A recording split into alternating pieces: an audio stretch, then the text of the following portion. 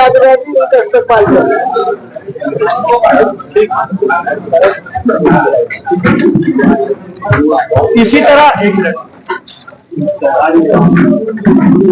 इसी तरह वक्फ ट्रिब्यूनल में हमारी बेहतरीन नुमाइंदगी करने हमारे हक के लिए लड़ने वाले सैयद कलीम साहब का भी इस्तेकबाल यहाँ पर हमारे सदर मौसूफ किया। तो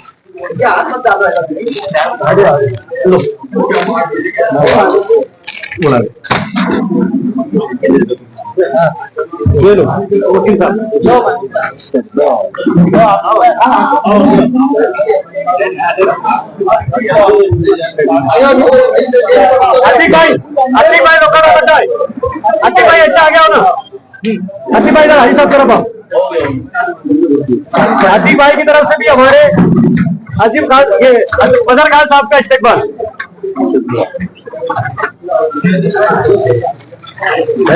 करता हूँ अल्लाह के नाम से जो बड़ा मेहरबान और रहम वाला है।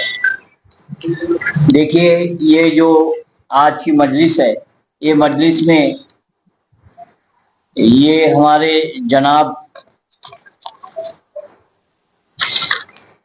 अब्दुल रहमान अजीज शाह, महमूद शाह, गफूर शाह, जाहिद शाह, हाजी अमानुल्लाह शाह, शाह सलीम, हाजी अब्दुल लतीफ, हाजी फतेह मोहम्मद करीम शाह, हाजी अब्दुल वहाब तुराब शाह, हसन अली शाह, मर्दान अली शाह, सादिक शाह, महमूद शाह, तजमुल शाह, इमाम शाह, शान अली, इस्माइल शाह, फेरोज अहमद अजीज शाह,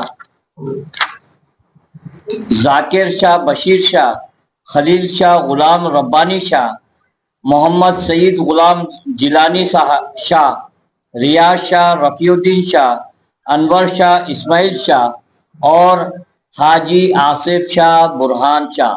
इन्होंने ये वक्फ ट्रिब्यूनल में अब्दुल रहमान मासूम अली के खिलाफ ये एप्लीकेशन फाइल किए थे under section 83(2) of the Waqf act 1995।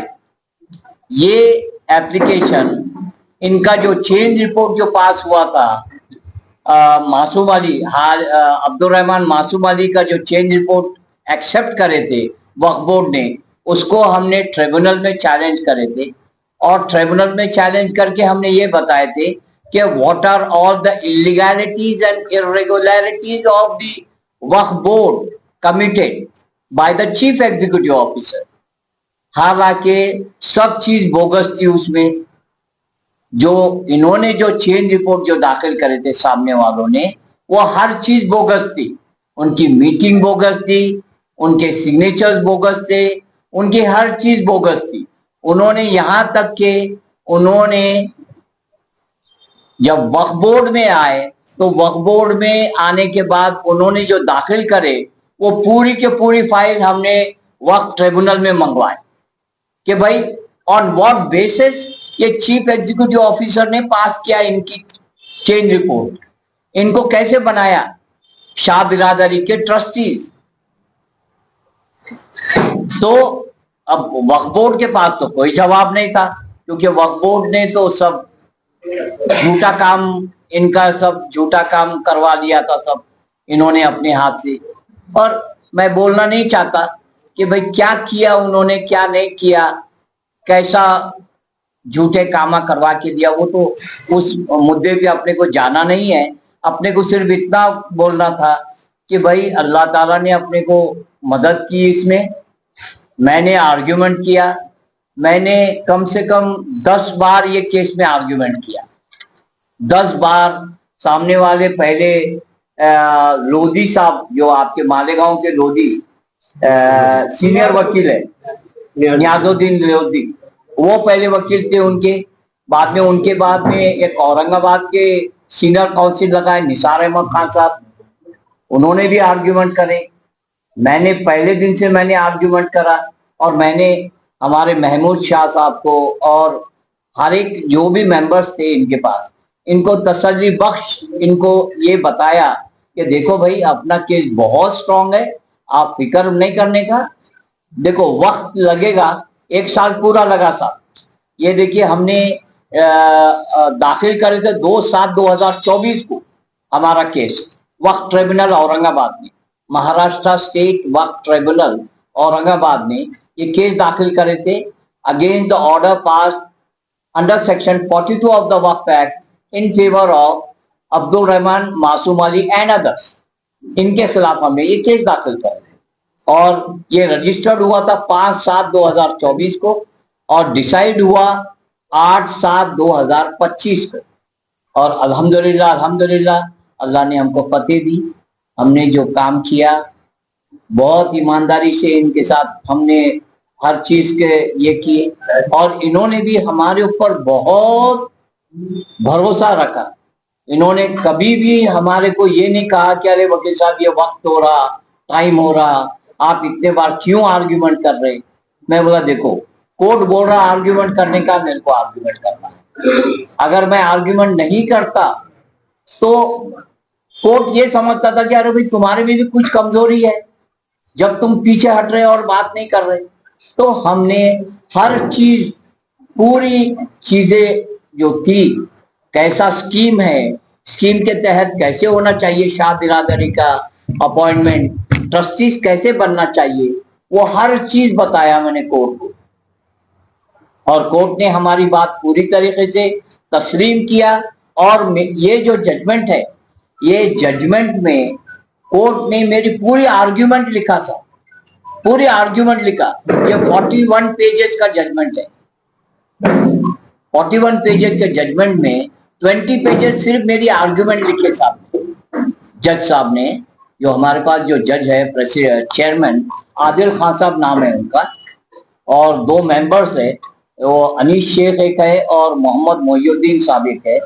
ये तीनों जज ने हमारा जो जजमेंट दिया बहुत ही बेहतरीन और लाजवाब जजमेंट है और मेरिट्स पे जजमेंट। उन्होंने कभी ये नहीं कहा कि भाई ये अच्छे हैं या ये बुरे हैं, ऐसा नहीं कहा इन्होंने। इन्होंने पूरे मेरिट्स देखे, इन्होंने इनकी स्कीम देखी, इन्होंने इनकी मीटिंग्स देखे, इन्होंने इनका शेड्यूल देखे। शेड्यूल में कौन था पहले? शेड्यूल में उनके कहीं पर भी नाम नहीं थे सामने वाली पार्टियों के, अब्दुल रहमान मासूम अली एंड अदर्स, उनके कहीं पर भी शेड्यूल में नाम नहीं थे चैरिटी कमिश्नर में।